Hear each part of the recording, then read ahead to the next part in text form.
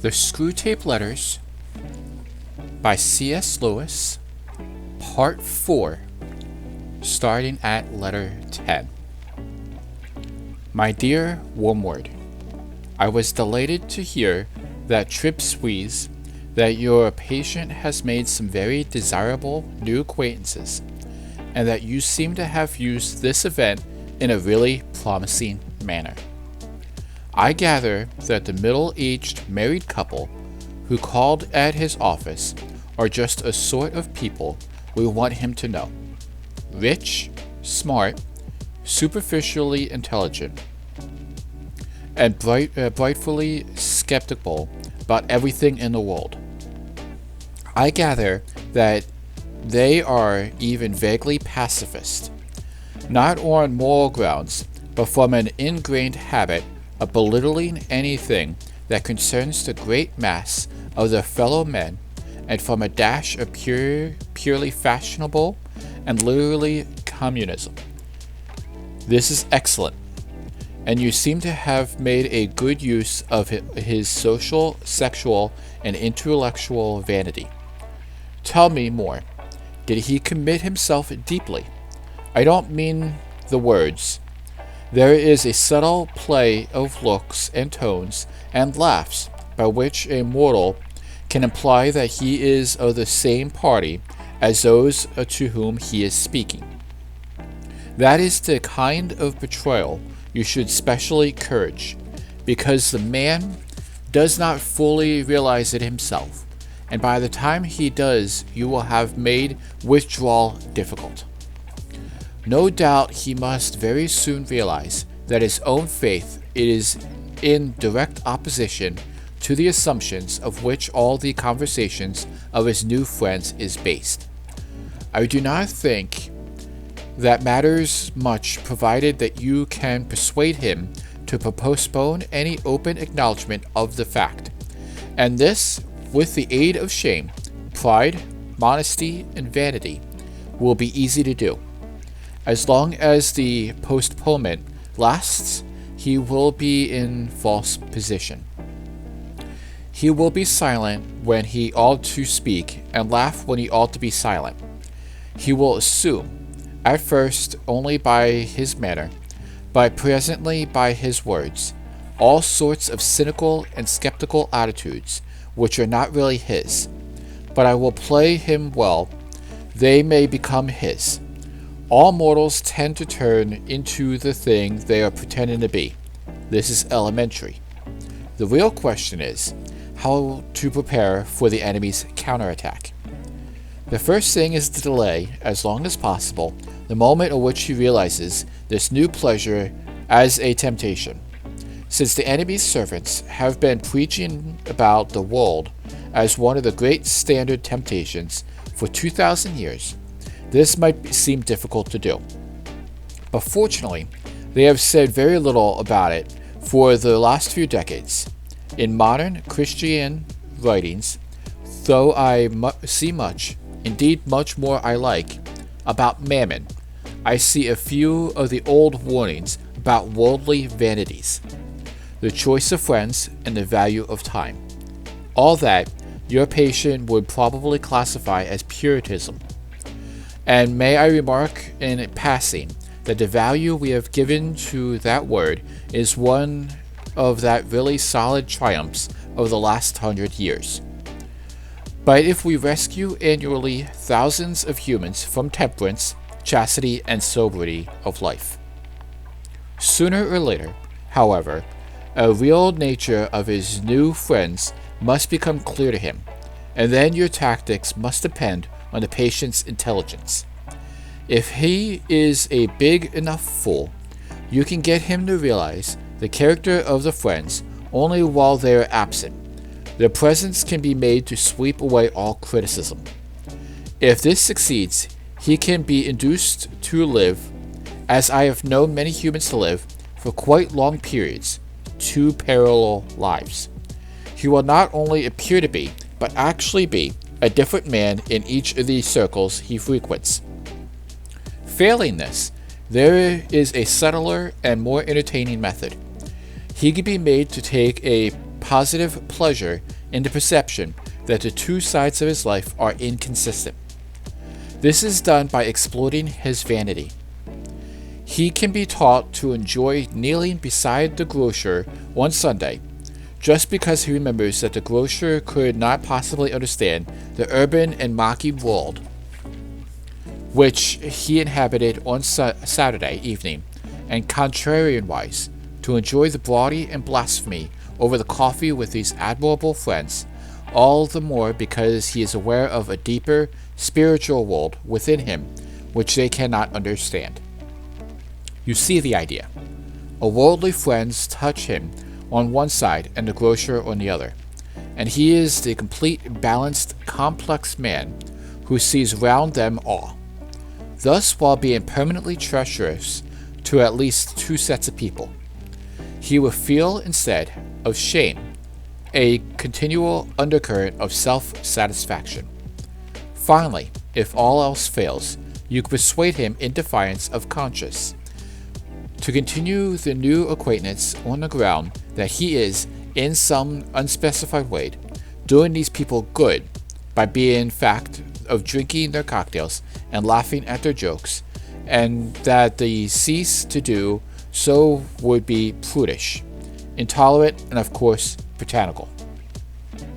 Meanwhile, you will of course take the obvious precaution, and seeing that this new development introduces him to spend more than he can afford and to neglect his work and his mother, her jealousy and alarm and his increasing evasiveness or rudeness will be invaluable for the aggravation of domestic tension.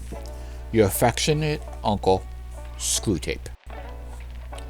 Dear Wormwood, everything is clearly going very well.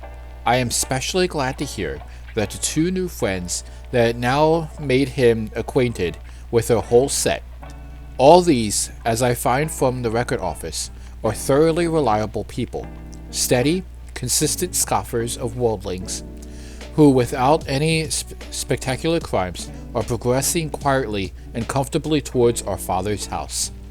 You speak of there being great laughters. I trust this does not mean that you are under the impression that laughter, as such, is always in our favor. The point is worth some attention.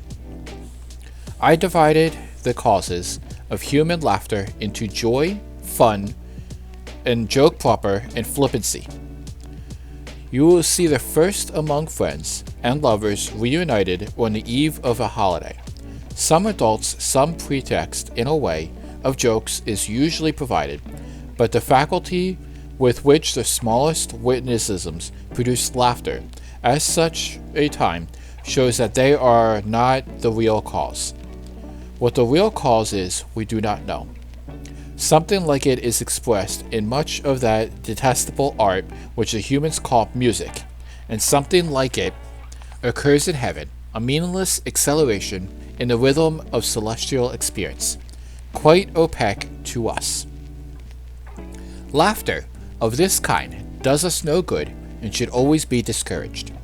Besides, the phenomenon in which it is itself disgusting and the direct insult of the realism, dignity, and austerity of hell.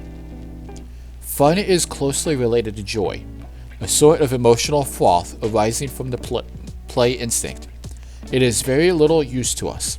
It can sometimes be used, of course, to divert humans from something else which the enemy would like them to be feeling or doing, but in itself it is wholly undesirable tendencies. It promotes charity, courage, contentment, and many other evils. The joke proper, which turns of sudden perception of incongruity, is as much more promising field. I am not thinking primarily of indecent or bawdy humor, which, though much relied upon by second-rate tempters, is often disappointing in its results. The truth is that humans are pretty clearly divided on this matter into two classes. There are some of whom no passion is as serious as lust, and for whom an indecent story ceases to produce lavishness precisely in so far as it becomes funny. There are others in whom laughter and lust are excited at the same moment and by the same things. The first sort of joke about sex, because it gives rise to many incongruities. The second cultivate incongruities because they afford a pretext for talking about sex. If your man is the first type, bawdy humor will not help you. I shall never forget the hours which I wasted, hours to me of unbearable tedium, with one of my early patients, in bars and smoking rooms, before I learned this rule. Find out which group the patient belongs to, and see that he does not find out. The real use of jokes, or humor, is in quite a different direction, and it is specifically promising among the English who take their sense of humor so seriously that a deficiency in their sense is almost the only deficiency at which they feel shame. Humor is for them the all-consoling and, mark this, the all-excusing grace of life. Hence it is invaluable as a means of destroying shame. If a man simply lets others pay for him, he is mean.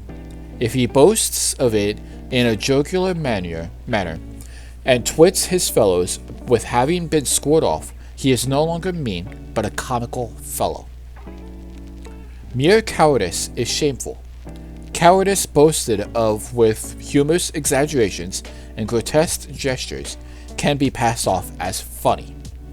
Cruelty is shameful, unless the cruel man can represent it as a practical joke.